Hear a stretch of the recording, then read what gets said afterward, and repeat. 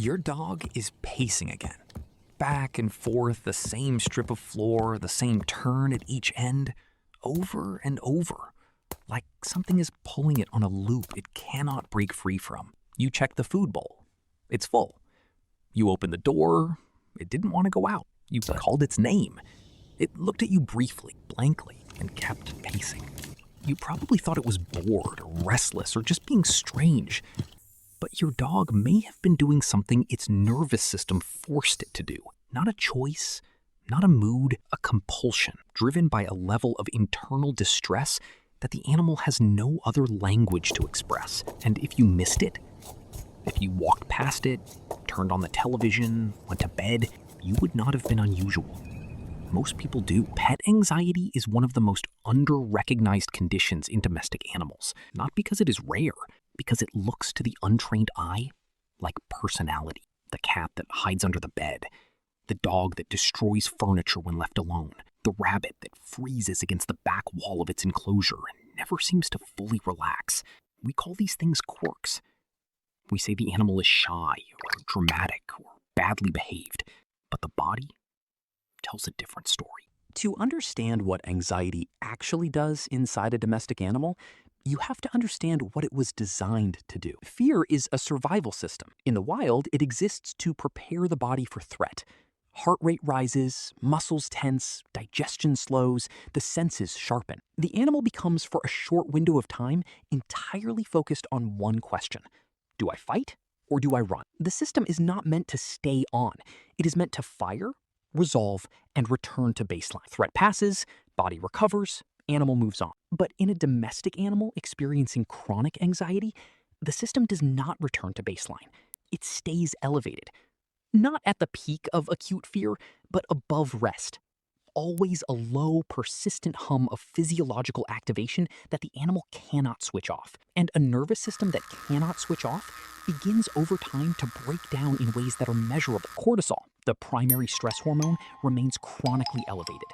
Immune function drops. Digestive problems emerge. Sleep becomes fragmented. The animal becomes hypersensitive to small stimuli that would not bother a relaxed animal at all. A door closing 2 rooms away, a change in the light, a scent on the wind that carries no actual threat, but that a dysregulated nervous system processes as danger anyway. The body is exhausted by its own alarm system. Your pet is talking to you. You just don't know the language. Take a moment and actually look at your dog. Watch the ears. Are they constantly scanning, rotating, never settling? Watch the yawning. Not tiredness. A dog that yawns repeatedly in a calm room is showing a displacement behavior. The nervous system has nowhere to send its energy, so it leaks out. The lip licking. The weight shifted slightly back, the tail tucked just enough to change the silhouette. None of this is random. Every single one is a message from a system under pressure. Researchers call them stress signals. Your animal has been talking. The conversation was happening whether or not anyone was listening. Here's something that will change how you see your dog forever. Studies tracking cortisol levels found that the stress response doesn't begin when you leave. It begins before. During the routine, the jacket, the keys, the particular way you move when you're about to disappear. Your dog isn't reacting to your absence. It's reacting to the pattern that predicts your absence.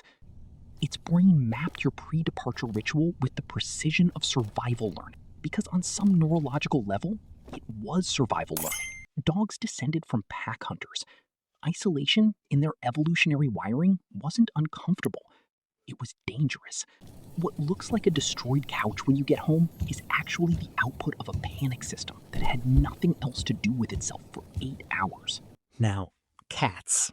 Everyone says cats are independent, low maintenance, fine on their own. And here's where it gets interesting, because the science says something different. Cats don't externalize anxiety the way dogs do. They internalize it. An anxious cat doesn't pace or vocalize. It goes still. It stops grooming or grooms obsessively. It eats differently. It moves through the house in new patterns, avoiding certain rooms, pressing against walls. By the time a cat shows obvious symptoms, hair loss, urinary issues, complete withdrawal, Veterinary behaviorists say the anxiety has usually been quietly present for weeks or months. The cat wasn't fine and then suddenly unwell. It was communicating in the only register it had, and nobody caught the signal. There's a deeper pattern underneath all of this. Your pet has no control over when it eats, sleeps, who touches it, when it's alone, when the environment shifts. And research on learned helplessness across species shows that animals repeatedly exposed to situations they cannot influence eventually stop responding altogether. The dog that stopped barking, the cat that just sits in the corner and waits, that can look like calm. It is not always calm. Sometimes the absence of visible distress is exactly what profound, unaddressed distress eventually produces. But here's what the science also tells us, and this part matters. The mammalian nervous system is not fixed. It changes.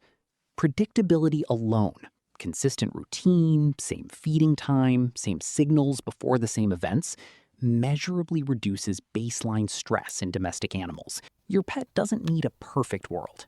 It needs a readable one. Slow, calm physical contact activates the parasympathetic nervous system in both dogs and cats. It drops heart rate, it lowers cortisol, and here's the part people don't expect. It does the same thing in you. The nervous system, it turns out, is social in both directions.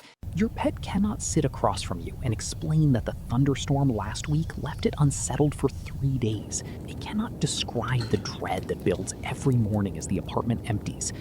It can only show you in the pacing, the hiding, the eyes that follow you everywhere without quite relaxing, the way it presses against you. Not for warmth, but for something harder to name. What it's doing in those moments is reaching toward the only thing that has ever genuinely worked against fear in a social mammal. Another body, a familiar presence, the signal that something nearby is not alarmed, that you're still there, and that for now, the world outside can wait.